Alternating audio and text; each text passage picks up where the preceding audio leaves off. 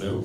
All right. Thank you very much, and good to be here today. And it's the last session. I know everybody's tired after a long day, and what I'm going to do is just talk about key points. Right. I'm not going to lead you guys, to a lot of slides and presentation. And I'll try to make it interactive, right? Like have at least 5 minutes of Q&A. And before I start, some of the key things is that at Lenovo, and when we talk about our brand, which is ThinkReality, which is all the AR, VR, and XR solutions that we offer in the market, everything that we do today is enterprise focused, right? So we were in the consumer business back in 2016, and I think we launched many of the firsts, right, in terms of the first Daydream-based VR headset, of the world's first all-in-one VR headset, a lot of industry firsts, right, back in the day. But we were too early in the market, right? We were already talking about AR, VR, XR, in 2015, 2016.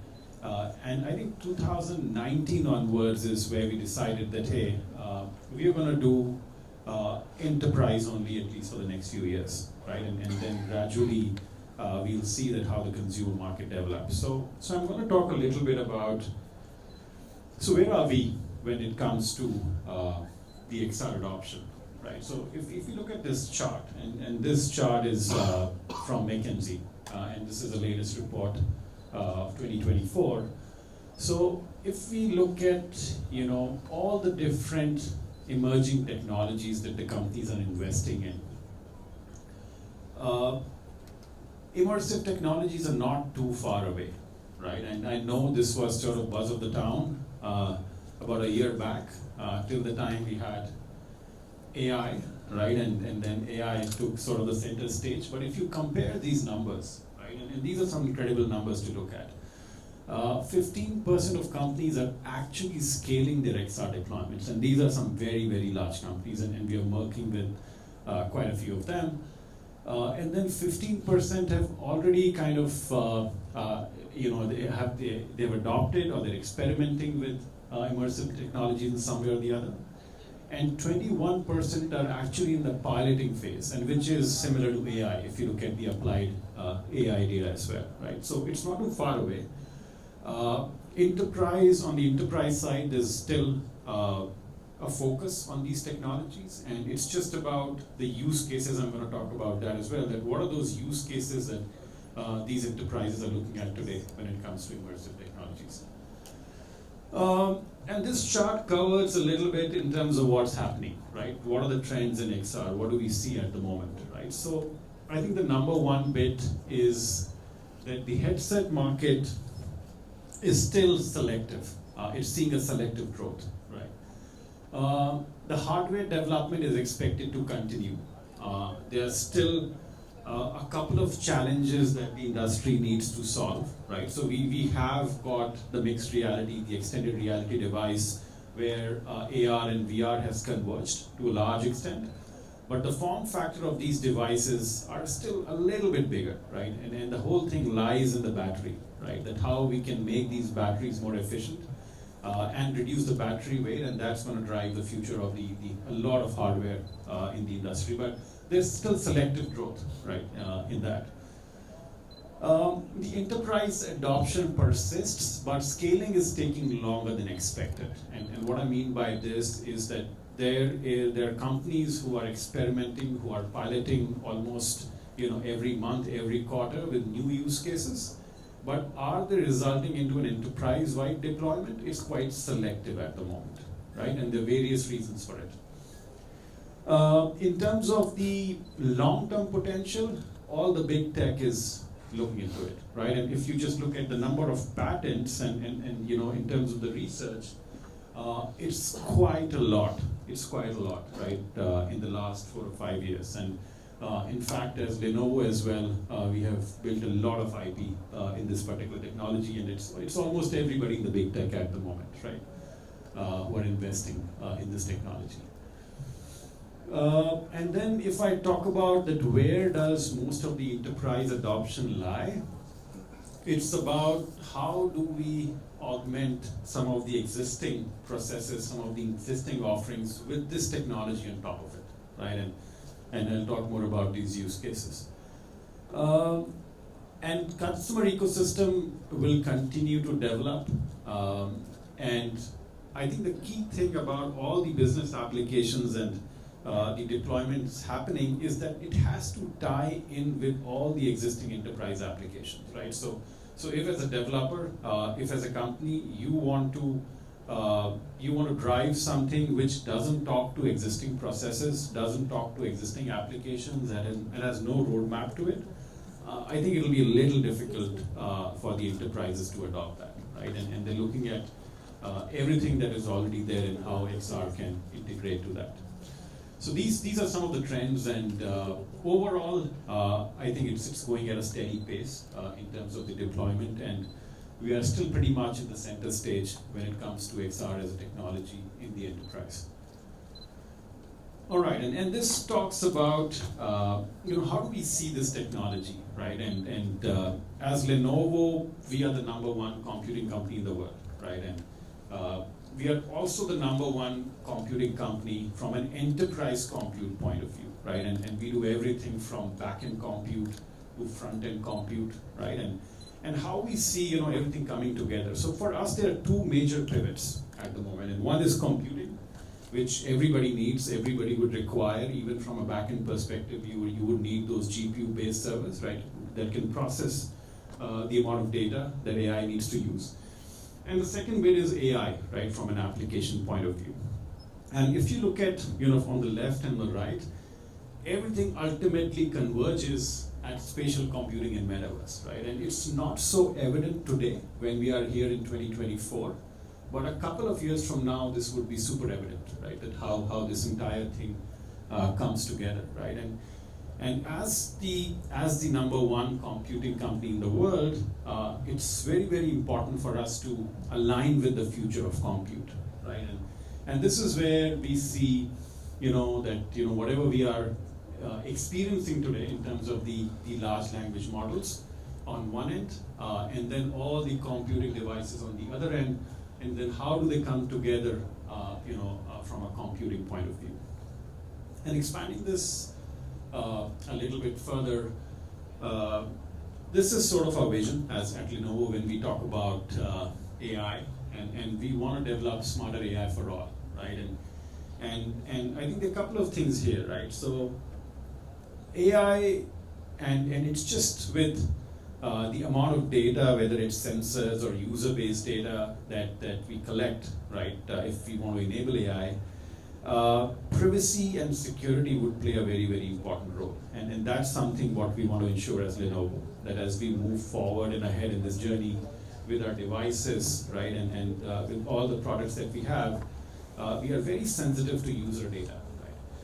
The second bit is personalization, right, where there would be work-life assistants, which would be AI-based, and the whole success of any AI solution is ultimately that how much you can personalize those user experiences, right?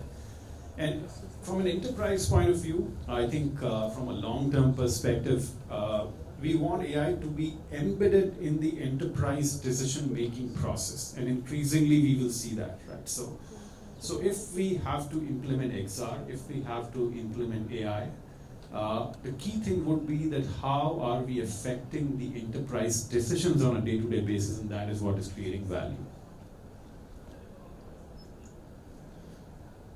So what are we developing, right, today, right? Be it XR and how XR meets AI. I think it largely, there are three pivots for us. So #1 is smarter devices.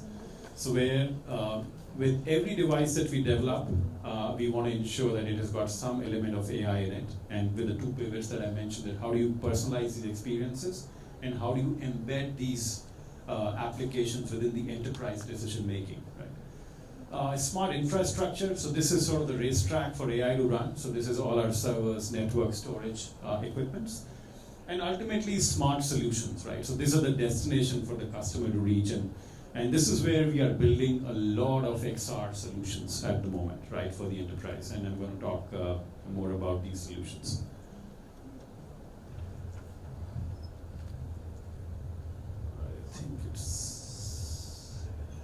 I think I moved too fast. Okay. So this is our current portfolio. If you look at it in terms of the devices, right? So we've got a lot of smart devices. So this is PC, tablets, smartphones. You also have glasses there that acts as extended monitors for you. We've got a lot of IoT devices, and lastly, I think something that we're going to focus on are the scenario-based solutions, right? And these scenario-based solutions is where we house our XR products. So we've got augmented reality, and then we have the ThinkReality VRX, where both AR and VR merge, and it's a mixed reality device. And then we've got a lot of other solutions as well, but I'm going to expand on our VRX platform, right? So it's pretty much a wide portfolio that we're offering.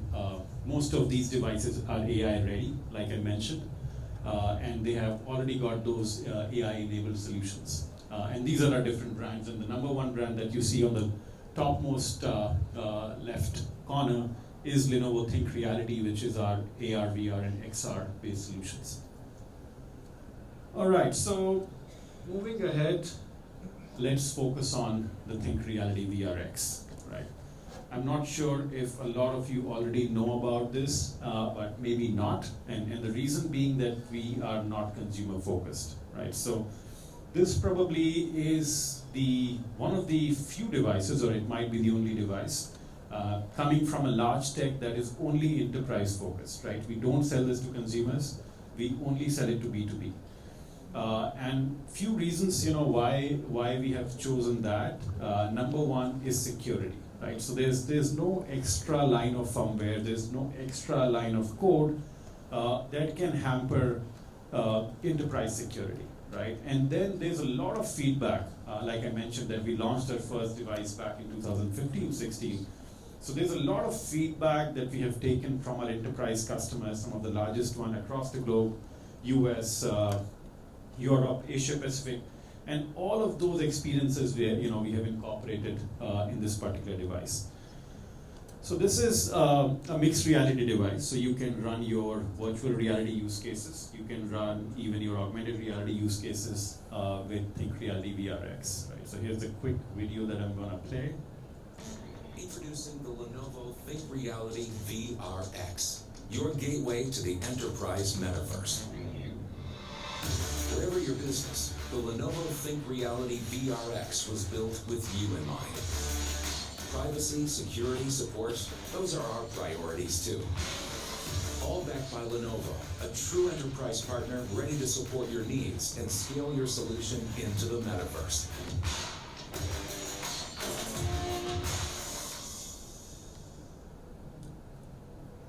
All right.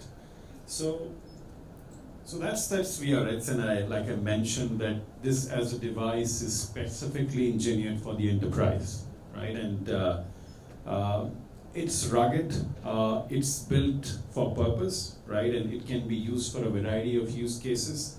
We are pretty much deploying this all across verticals, right? Some of the key verticals that we work in, of course, is a lot of industrial verticals like automobile, like semiconductor manufacturing, etc.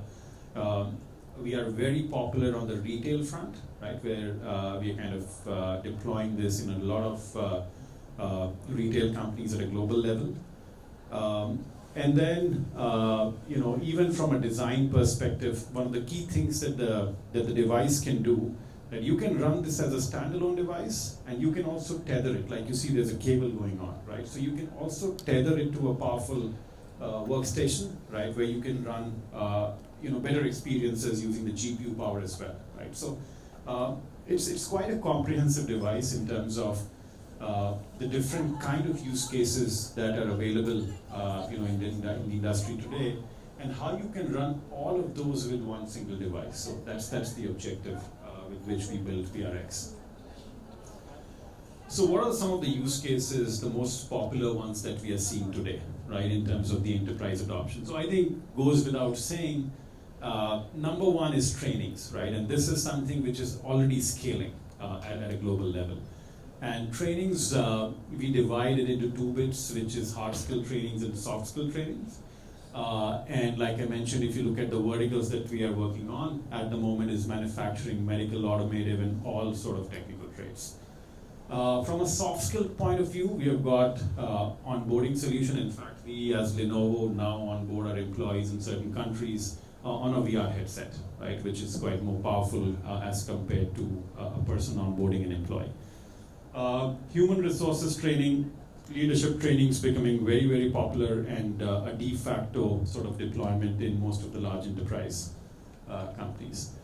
Remote collaboration at the moment is in bits and pieces, right? And I think one of the key missing parts where remote collaboration can actually scale is where everybody joining a meeting should have a VR headset, right? Which is not sort of there at the moment, but there are certain specialized use cases where design teams, they meet in VR, right? Or quality checks teams, they meet in VR and do the quality check, etc. So there's still pockets where we are enabling this, but at an enterprise level, it'll boil down to when everybody has got a VR headset to himself or herself.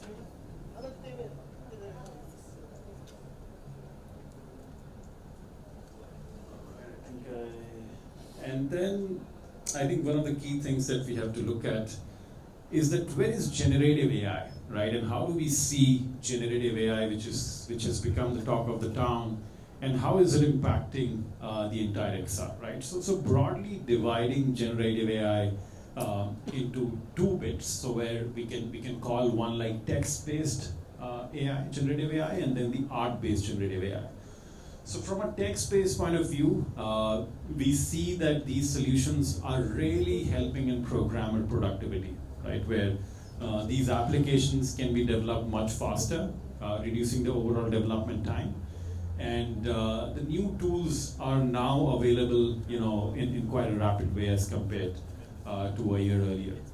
Talking about art-based, generative AI, there's significant time impact for artists, and this was sort of also one of the things that was holding back the overall adoption of the XR.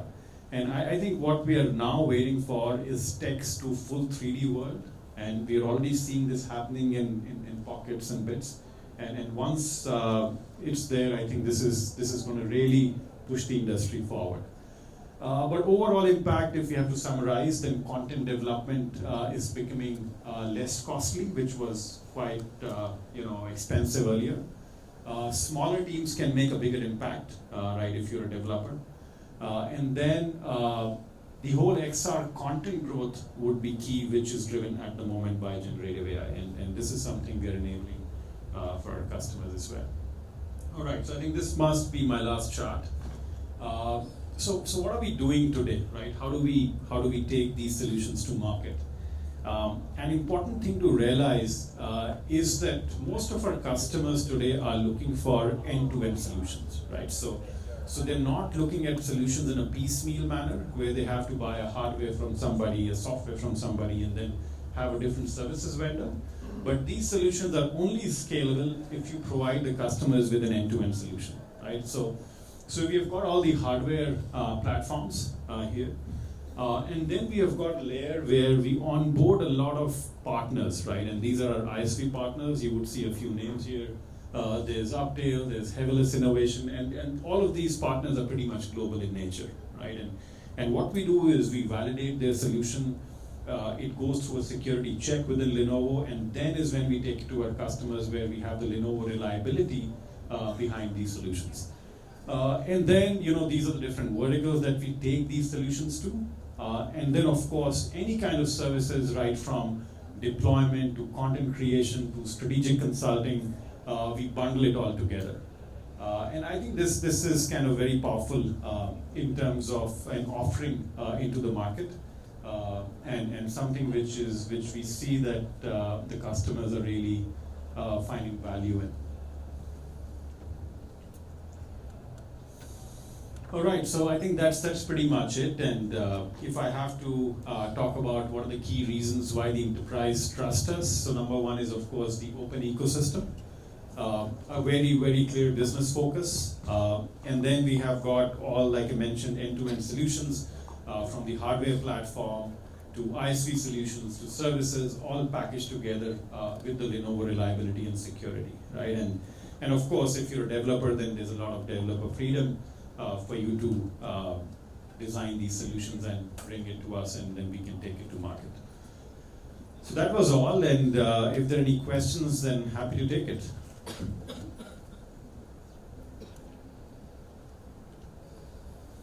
All right, I think everybody's waiting for the dinner. So thank you very much.